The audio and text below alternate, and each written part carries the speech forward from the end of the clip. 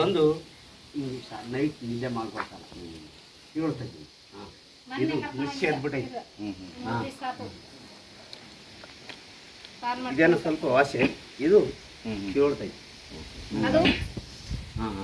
ಇವನು ಐತೆ wheel chair ಇರೋದ್ರಿಂದ ಹೋಗೋಕ್ಕೆ ಬರೋಕ್ಕಲ್ಲ.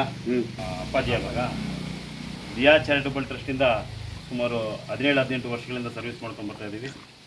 ಈ ಥರ ಕಡು ಬಡವರು, ಕೈ ಕಾಲಿಲ್ದಿರೋರಿಗೆ, ಹ್ಯಾಂಡಿಕ್ಯಾಪ್ಸ್ಗಳಿಗೆ ಸುಮಾರು ಬಾರಿ ವೀಲ್ ಚೇರ್ ಕೊಡೋದಾಗಲಿ, ಅವ್ರಿಗೆ ಸಂಬಂಧಪಟ್ಟ ಬ್ರೈನ್ ಫಿಕ್ಸ್ ಕೊಡೋದು, ಬುದ್ಧಿ ಮನೆ ಮಕ್ಕಳಿಗೆ ಅವ್ರಿಗೆ ಸಂಬಂಧಪಟ್ಟ ಟಾಯ್ಸ್ ಕೊಡೋದ್ರಲ್ಲಾಗಲಿ ನಿರಂತರವಾಗಿ ಸೇವೆ ಮಾಡ್ಕೊಂಡು ಬರ್ತಾ ಇದೆ. ಅದೇ ರೀತಿ ಇವ್ರ ಹೆಸರೇನಪ್ಪ? ನಾರಗೊಂಡನಹಳ್ಳಿ, ಸಿರಾದ ಹತ್ರ ನಾರಗೊಂಡನಹಳ್ಳಿನಲ್ಲಿ ಈ ಥರ ಇನ್ಸಿಡೆನ್ಸ್ ಆಗಿದೆ. 2 ಕಾಲಿಗೆ ಆಕ್ಸಿಡೆಂಟ್ ಆಗಿ ಆಪ್ರೇಷನ್ಸ್ ಆಗಿ ನಡೆಯೋಕ್ಕಾಗ್ತಿಲ್ಲ, ಭಾಳ ಕಷ್ಟದಲ್ಲಿದ್ದಾರೆ ಅಂತ ಗೊತ್ತಾಯಿತು. ಆಶಾ ಅನ್ನೋರ ಕಡೆಯಿಂದ ಒಂದು ಮಾಹಿತಿ ಸಿಕ್ಕಿ ಇವತ್ತಿನ ದಿವಸ ಊರಿಗೆ ಬಂದಿದ್ದೀವಿ.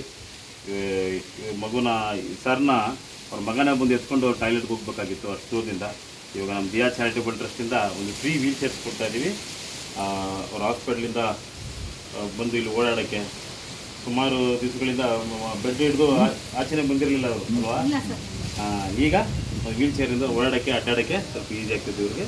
ಭಾಳ ಸಂತೋಷ ಅಣ್ಣ, ಒಳ್ಳೇದಾಗಣ್ಣ. ಒಂದು ಗ್ಲಾಸ್ ನೀರು ಕೊಡ್ರಮ್ಮ ಅಣ್ಣ, ಬರ್ರಿ.